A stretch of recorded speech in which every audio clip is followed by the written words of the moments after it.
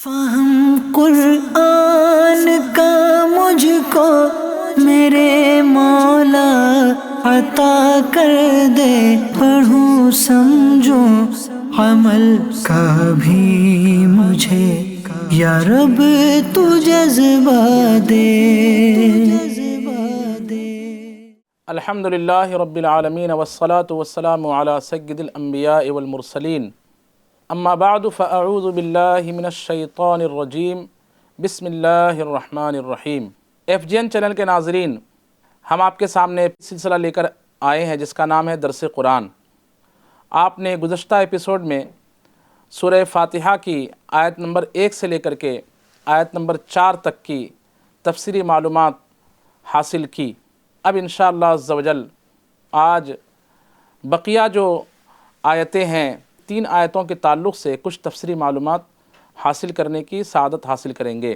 سب سے پہلے آیتوں کا ربط، یعنی پچھلی آیت کا پہلے والی آیت سے کیا تعلق ہے، اس کو سماعت فرمائیں۔ جب ایک بندے نے اللہ کی بارگاہ میں اس بات کا اظہار کیا کہ ایاک نعبد و ایاک نستعین، یعنی اے اللہ ہم تیری ہی عبادت کرتے ہیں اور تجھ ہی سے مدد طلب کرتے ہیں، تو گویا کہ رب کی طرف سے بطور انعام کے ان سے پوچھا گیا کہ اے بندے بتا کہ تیری مدد کس طریقے سے کی جائے۔ تو بندے نے عرض کیا کہ اے اللہ پروردگار عالم، میری مدد اس طریقے سے فرما کہ اہدنا الصراط المستقیم، میرے لیے سب سے بڑی جو چیز ہے وہ ہے صراط مستقیم پر چلنا، صراط مستقیم پر گامزن رہنا، تاکہ میں اس پر چلتے ہوئے تیری رضا حاصل کر سکوں اور تجھے پا سکوں، تیری معرفت حاصل کر سکوں۔ تو یہ اصل میں گزشتہ جو آیت تھی کہ اے اللہ ہم تجھی سے مدد طلب کرتے ہیں، اس میں یہ سوال ہوا کہ تیری مدد کیسے کی جائے۔ تو بندے نے عرض کیا کہ اے اللہ میری مدد یوں فرما کہ مجھے سیدھے راہ کی ہدایت دے دے۔ اس آیت کریمہ میں یعنی اہدنا الصراط المستقیم، اس میں خصوصی طور پر 2 باتوں کا ذکر ہوا، ایک ہدایت کا اور دوسری بات صراط مستقیم کا۔ ناظرین، ہم سمجھتے ہیں کہ ہدایت کسے کہا جاتا ہے، ہدایت کتنی طرح کی ہوتی ہے۔ تو اللہ تبارک و تعالیٰ کی ہدایت، جو بندوں کو اللہ تبارک و تعالیٰ کی طرف سے ہدایت ملتی ہے، اس کو اگر ہم قسموں میں گننا چاہیں تو اس کی کافی صورتیں بنتی ہیں۔ پہلے ہدایت کا مطلب سمجھیں۔ ہدایت کا مطلب ہوتا ہے سیدھے راستے کی طرف رہنمائی کر دینا، سیدھی راہ بتا دینا یا مطلوب تک پہنچا دینا۔ یعنی بندے کا جو مطلوب ہے وہاں تک جب اللہ تبارک و تعالیٰ کسی کو پہنچا دیتا ہے تو یہ کہا جاتا ہے کہ اللہ تبارک و تعالیٰ نے اسے ہدایت دے دی۔ جیسے ایک شخص اگر اللہ تبارک و تعالیٰ کی توفیق سے وہ اسلام کے راستے پر آ جاتا ہے تو یہ کہا جائے گا کہ اللہ تبارک و تعالیٰ نے اسے ہدایت دے دی، کہ اسے درست راستہ نظر آ گیا۔ اس طرح سے ہدایت کی مختلف قسمیں بیان کی جاتی ہے۔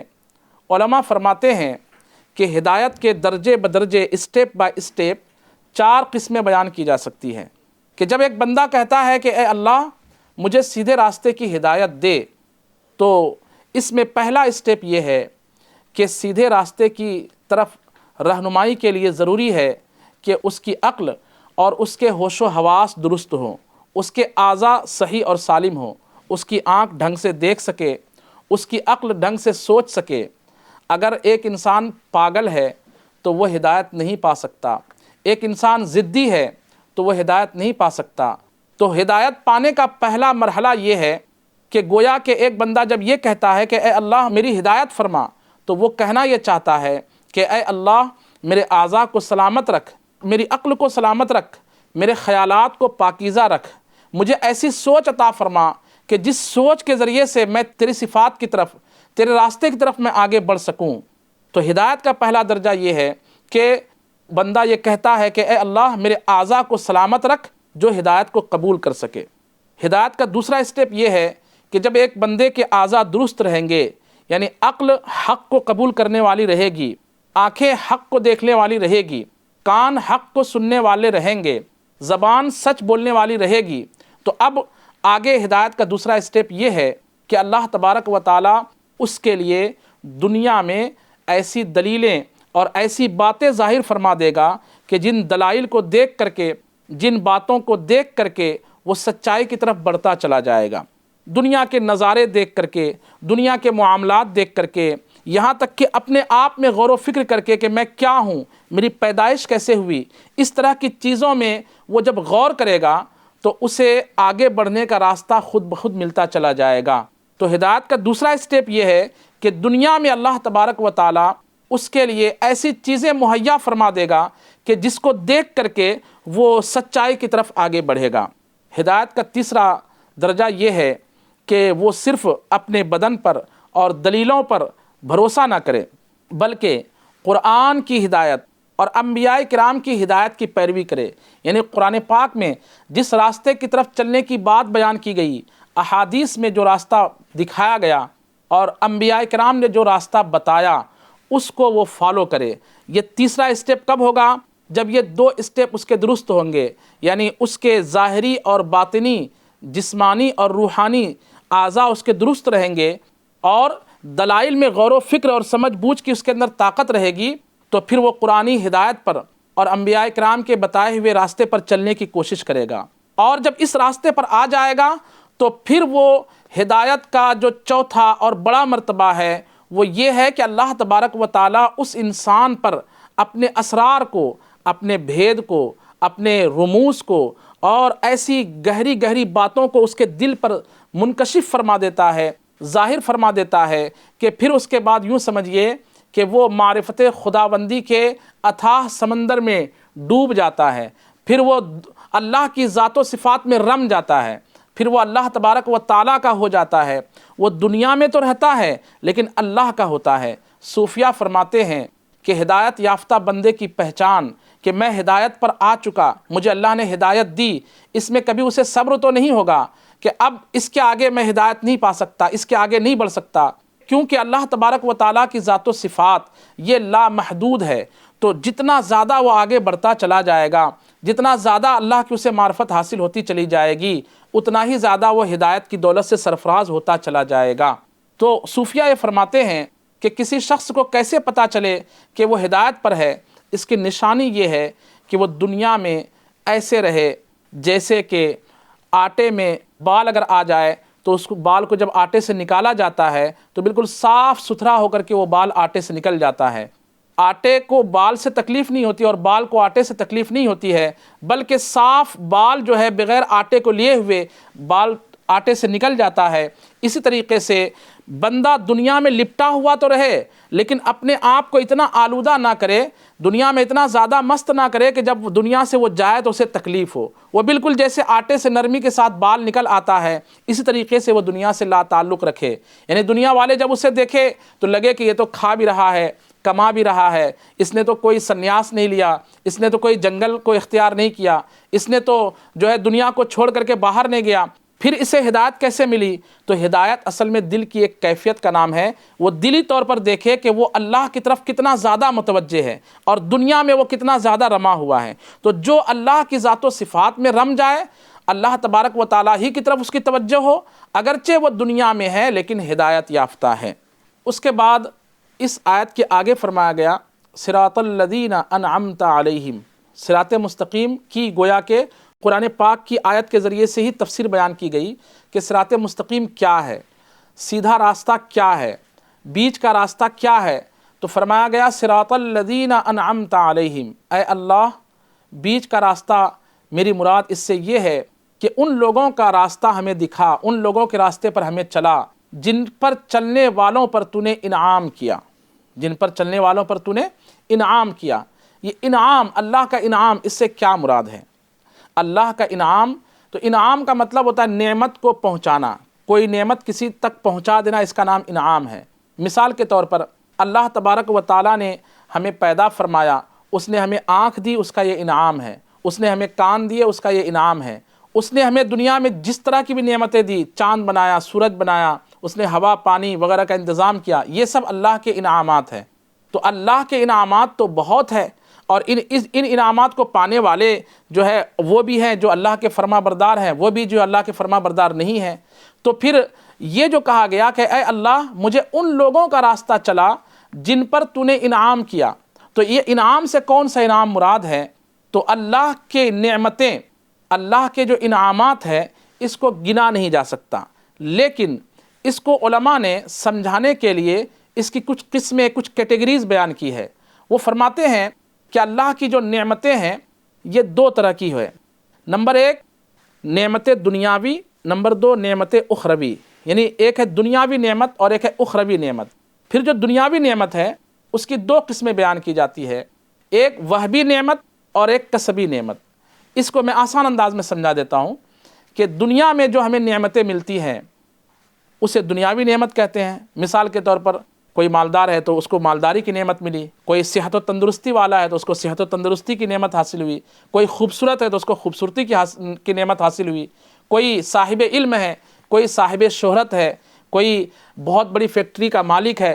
اس طرح سے مختلف نعمتیں انسان کو دنیا میں ملتی ہے۔ اس کی دو قسمیں اس طور پر ہوتی ہے کہ ایک نعمت وہ ہے جس کا تعلق کمانے سے نہیں ہے، یعنی بندہ خوب محنت کرے تب بھی اس کو حاصل نہیں کر سکتا، اور ایک نعمت وہ ہے جس کا تعلق کمانے سے ہے۔ تو جن نعمتوں کا تعلق کمانے سے نہیں ہے بلکہ وہ رب کی عطا سے ہے، رب کے فضل سے ہے، ان نعمتوں کو کہا جائے گا دنیاوی وہبی نعمت، یعنی وہ اللہ کی عطا سے ہے۔ مثال کے طور پر عقل مند ہونا یا خوبصورت ہونا، یہ اللہ تبارک و تعالیٰ کی عطا سے ہے کہ پیدائشی طور پر انسان جو ہے وہ خوبصورت ہوتا ہے۔ ایسا نہیں ہو سکتا کہ کوئی شخص خوب محنت کرے اور خوبصورت ہو جائے، ایسا نہیں ہو سکتا کہ کوئی شخص جو ہے کہیں سے 100 روپے کی عقل خرید کر لے آئے، یہ نہیں ہو سکتا۔ تو عقل مند ہونا، خوبصورت ہونا، یہ وہ نعمتیں ہیں جسے وہبی نعمت کہا جاتا ہے، اور یہ دنیاوی نعمت ہے۔ اس کے علاوہ ہوتی ہے کسبی نعمت۔ ایک شخص غریب ہے، وہ محنت کر کے مالدار ہو جاتا ہے۔ ایک شخص جاہل ہے، محنت کر کے وہ ایجوکیٹڈ ہو جاتا ہے، علم حاصل کر لیتا ہے۔ تو یہ نعمت ہوئی دنیاوی لیکن کسبی، کہ اس میں اس کی محنت کا دخل ہے، کہ پہلے اس کی حالت کچھ اور تھی، ابھی اس نے محنت کی، ترقی کیا اور اپنی حالت بدل لی۔ اس طرح کی نعمتوں کو دنیاوی اور کسبی نعمت کہا جاتا ہے۔ تو یہ جو قرآن پاک میں فرمایا گیا کہ اے اللہ مجھے ان لوگوں کا راستہ چلا جن پر تو نے نعمت فرمائی، جن پر تو نے احسان کیا، انعام کیا۔ تو نعمت پانے والے تو اچھے لوگ بھی ہیں، برے لوگ بھی ہیں، یہ جو دنیاوی نعمت ہے، جیسے بہت زیادہ مالدار ہونا، یہ بھی اللہ کی ایک نعمت ہے۔ تو کیا اس آیت میں یہ فرمایا جا رہا ہے کہ جو مالدار لوگ ہیں ان کے طریقے پر مجھے چلا، یا بہت زیادہ جو علم والے ہیں ان کے طریقے پر چلا؟ کیا دنیاوی نعمت کا ذکر ہے؟ اچھا، ایک اور نعمت کی قسم اس کو پہلے سمجھ لیتے ہیں۔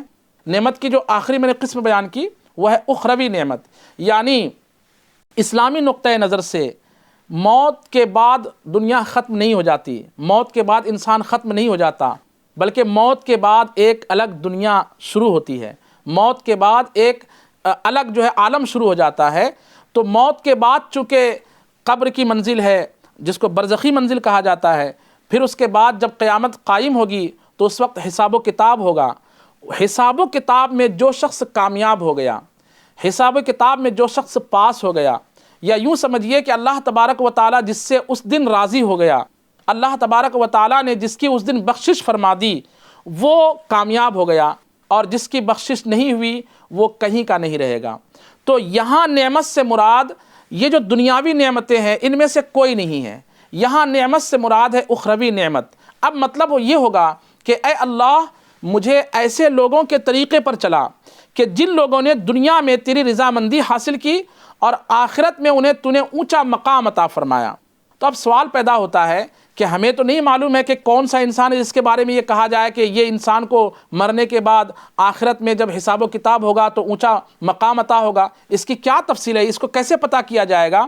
تو اللہ تبارک و تعالیٰ نے بندوں کی آسانی کے لیے اس بات کی وضاحت کہ وہ کون لوگ ہیں جن پر آخرت میں اللہ تبارک و تعالیٰ نے خصوصی انعام و اکرام فرمایا ہوا ہے، تو اس کی تشریح کے لیے، اس کی وضاحت کے لیے اللہ تبارک و تعالیٰ نے ایک اور دوسری آیت کریمہ بیان فرمائی ہے، جس میں اللہ تبارک و تعالیٰ ارشاد فرماتا ہے اولئک الذین انعم اللہ علیہم من النبیین والصدیقین والشہداء والصالحین وحسن اولئک رفیقا۔ یعنی اے بندے، جب تو یہ دعا کر رہا ہے کہ اے اللہ مجھے ایسے لوگوں کے راستے پر چلا جن لوگوں پر تو نے آخرت میں انعام کیا، دنیا میں تو فرعون پر بھی انعام ہوا، دنیا میں تو نمرود پر بھی انعام ہوا، فرعون اتنا بڑا مالدار آدمی تھا کہ تفسیر کی کتابوں میں آتا ہے کہ اس کے خزانے کی صرف کنجیاں جو ہے تقریباً 70 اونٹ پر ان کی کنجیاں لادی جاتی تھی.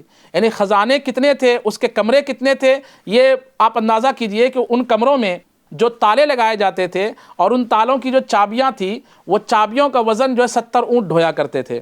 تو آپ سوچئے کہ خزانے کتنے ہوں گے. تو دنیاوی نعمت پانے والے تو ایسے بھی گزرے ہیں جو اللہ کو نہیں مانتے تھے، جو ہلاک و برباد ہو گئے. تو کیا وہ منعم علیہم ہیں؟ کیا ان کا راستہ جو ہے سیدھا راستہ ہے؟ تو فرمایا گیا نہیں، یہاں منعم علیہم یعنی وہ لوگ، وہ گروہ، وہ جماعت جن پر اللہ تبارک و تعالیٰ نے آخرت میں انعام کیا ہے، آخرت میں جن کو مرتبے عطا کیے ہیں، آخرت میں جن کو فضیلتیں عطا کی ہے، وہ کون لوگ ہیں؟ تو قرآن نے ہی اس کی تفسیر کی اور فرمایا کہ وہ لوگ اولئک الذین انعم اللہ علیہم، وہ لوگ جن پر اللہ تبارک و تعالیٰ نے آخرت میں انعام فرمایا ہے، من النبیین، وہ نبیوں کی جماعت ہے، والصدیقین، اور صدیقین کی جماعت ہے، والشہداء، اور شہداء کی جماعت ہے، والصالحین، اور اللہ کے نیک بندوں کی جماعت ہے. اور آگے فرمایا گیا کہ یہ آپس میں ایک دوسرے کے رفیق ہیں، یعنی انبیاء کرام، صدیقین، شہداء اور صالحین، یعنی صالحین سے مراد اللہ کے نیک بندے. یہ 4 کیٹیگریز بیان کی گئی کہ یہ 4 طرح کے لوگ جس راستے کو کہہ دے کہ یہ سیدھا راستہ ہے وہی سیدھا راستہ ہوگا، اور یہ 4 لوگ منعم علیہم ہیں، اور ان کا بتایا ہوا طریقہ، ان کا سمجھایا ہوا راستہ ہی صراط مستقیم ہے. اس کے بعد بیان کیا گیا غیر المغضوب علیہم ولا الضالین. مراد اس کی 2 وضاحت بیان کی گئی ہے. پہلے فرمایا گیا اہدنا الصراط المستقیم، اے اللہ ہمیں سیدھا راستہ چلا. پھر فرمایا گیا سیدھا راستہ کیا ہے؟ تو فرمایا صراط الذین انعمت علیہم، ان لوگوں کا راستہ جن پر تو نے انعام و اکرام کیا، جن پر تیری اخروی نعمتیں ہوئی. دنیاوی نعمت کی بات نہیں چل رہی ہے، اخروی نعمتیں ہوئی. اور یہ کون لوگ ہیں؟ انبیاء اور شہداء وغیرہما کی جماعت ہے. اس کے بعد فرمایا گیا غیر المغضوب علیہم ولا الضالین، یعنی جن پر تیرا غضب ہوا ان کا راستہ نہ چلا، جو ضالین یعنی گمراہ ہوئے ان کا راستہ نہ چلا. اس آیت کریمہ میں 2 لفظ قابل غور ہے، ایک ہے مغضوب علیہم اور ایک ہے ضالین. مغضوب علیہم کا مطلب ہوگا جن پر اللہ کا غضب ہوا. اللہ کا غضب ہوا، اس سے کیا مراد؟ غضب کس چیز کو کہتے ہیں؟ تو غضب کا لغوی معنی ہوتا ہے ثوران النفس عند ارادت الانتقام، یعنی نفس کا بھڑک جانا کسی سے انتقام لینے کے وقت. کسی سے آپ کو بدلہ لینا ہے تو بدلہ لینے سے پہلے آپ کے دل میں جو غصہ ابلتا ہے اس ابال کو کہا جاتا ہے عربی زبان میں غضب. اب ظاہر سی بات ہے اللہ تبارک و تعالیٰ تو غصے سے پاک ہے، ابال ہو اللہ تبارک و تعالیٰ کی ذات میں یہ محال ہے، کیونکہ اللہ تبارک و تعالیٰ جسم و جسمانیات سے پاک ہے. تو میں نے اس سے پہلے ایپیسوڈ میں آپ کو عرض کیا تھا کہ اللہ تبارک و تعالیٰ کے لیے جب اس طرح کے الفاظ استعمال ہوتے ہیں تو اس سے مبادیات جو شروع کی باتیں ہیں وہ مراد نہیں ہوتی ہے، بلکہ اس کا نتیجہ مراد ہوتا ہے. تو غضب سے مراد ہے یہاں پہ کہ اللہ تبارک و تعالیٰ جن کے برے کاموں کی وجہ سے اللہ تبارک و تعالیٰ ناراض ہوتا ہے، ایسے لوگ یہاں مراد ہے. اور ضالین سے مراد ہے، ضال ضلالت سے بنا ہے، جس کا معنی ہوتا ہے العدول عن الطریق المستوی، یعنی سیدھے راستے سے بہک جانا، اس کو کہا جاتا ہے ضلالت. اسی کو اردو زبان میں گمراہی سے تعبیر کیا جاتا ہے.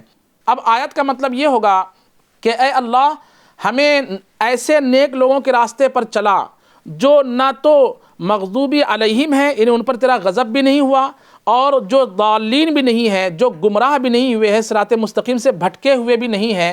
ایسے مبارک جماعت کے طریقے پر ہمیں چلا.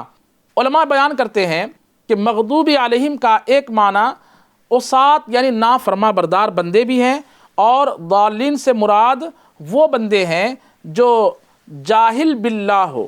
یعنی مغضوبی علیہم سے مراد وہ ہیں کہ جو عمل کے اعتبار سے خراب ہو، اور ضالین سے مراد وہ ہیں جو عقیدے کے اعتبار سے خراب ہو. عمل کے اعتبار سے خراب ہونے کا مطلب یہ ہے کہ جس کے کرتوت اچھے نہ ہو، جیسے شراب پیے، جھوٹ بولے، چوری چکاری کرے، غیبت و چغلی کرے، اس طرح کی باتوں کو انجام دینے والے یہ مغضوبی علیہم ہیں، کیونکہ ایسے لوگوں پر اللہ کا غضب نازل ہوتا ہے، اللہ کی ناراضگی ایسے لوگوں کے ساتھ ہے. اور ضالین سے مراد ہیں وہ لوگ جو عقیدے کے اعتبار سے خراب ہیں، یعنی جسے اللہ کی معرفت حاصل نہیں، اللہ کی پہچان حاصل نہیں، اسے یہی نہیں پتا کہ معبود حقیقی کون ہے، تو اس طریقے سے مطلب یہ ہوگا کہ اے اللہ ہمیں منعم علیہم کے راستوں پر چلا، ایسے لوگوں کے طریقے پر، ایسے لوگوں کے راستے پر نہ چلا جو لوگ عمل کے اعتبار سے خراب ہیں اور جو لوگ عقیدے کے اعتبار سے خراب ہیں، کیونکہ عمل کے اعتبار سے جو خراب ہیں وہ ان پر اللہ کا غضب ہوگا، اور جو عقیدے کے اعتبار سے خراب ہیں وہ درست راہ سے بھٹکے ہوئے لوگ ہیں۔ اس کے بعد دھیرے سے، اگر حنفی مذہب کا نمازی پابند ہے تو دھیرے سے وہ آمین کہتا ہے۔ آمین کا مطلب ہوتا ہے دعا قبول فرما لے، تو ایسا ہی کر لے، یعنی یہ جو دعا کی گئی اہدنا الصراط المستقیم، صراط مستقیم پر چلا، صراط الذین انعمت علیہم، ان لوگوں کے راستے پر چلا جن پر تو نے احسان کیا، انعام کیا، یعنی اخروی انعام کیا۔ ان لوگوں کے راستے پر نہ چلا جن پر تیرا غضب نازل ہوا اور جو درست راستے سے بھٹک گئے۔ جب یہ دعا کرنے والا دعا کرتا ہے اور اس کے بعد وہ آمین کہہ دیتا ہے تو حضور پاک صلی اللہ تعالیٰ علیہ وآلہ وسلم ارشاد فرماتے ہیں کہ جب ایک بندہ اس دعا کو کرنے کے بعد آمین کہتا ہے تو فرشتے بھی اس کے آمین پر آمین کہتے ہیں، اور یہ اللہ تبارک و تعالیٰ کی بارگاہ میں دعا کے مقبول ہونے کی ایک نشانی ہے کہ جب ایک بندے کے دعا کرنے پر فرشتہ بھی آمین کہہ دے تو امید یہی کی جائے گی کہ اللہ تبارک و تعالیٰ اس کی دعا کو قبول فرمائے گا۔ تو محترم ناظرین، آپ نے سماعت کیا کہ اللہ تبارک و تعالیٰ نے سورہ فاتحہ میں 3 طرح کے مضامین بیان فرمائے ہیں۔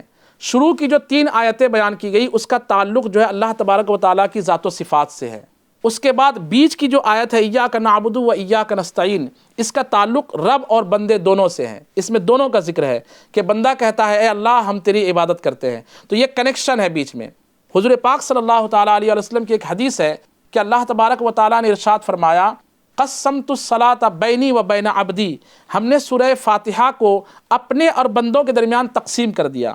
یعنی اس کا مطلب علماء یہ بیان فرماتے ہیں کہ یہ جو سورہ فاتحہ ہے اس کی 7 آیتیں ہیں، 7 آیتوں میں سے پہلے کی جو 3 آیتیں ہیں یہ اللہ کی ذات و صفات کے لیے ہے، نیچے کی جو 3 آیتیں ہیں آخر کی یہ بندوں کے لیے ہے، اور بیچ میں جو ایک آیت ہے اس کا تعلق رب اور بندہ دونوں سے ہے، اس میں رب کا بھی ذکر ہے اور بندے کا بھی ذکر ہے۔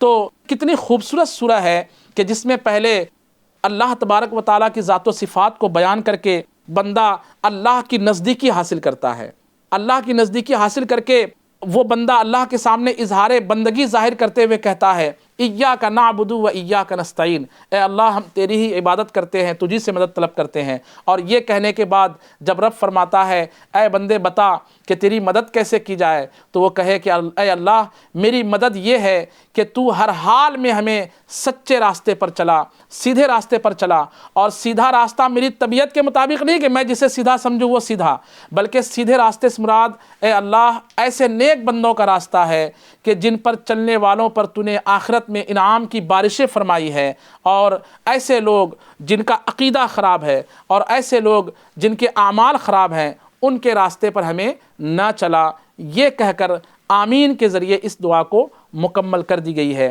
اللہ تبارک و تعالی ہم سب کو صراط مستقیم پر گامزن رہنے کی توفیق عطا فرمائے۔ تو ناظرین، اللہ کے کرم سے ہمیں درس قرآن میں سورہ فاتحہ کو چند ایپیسوڈ میں مکمل کیا گیا۔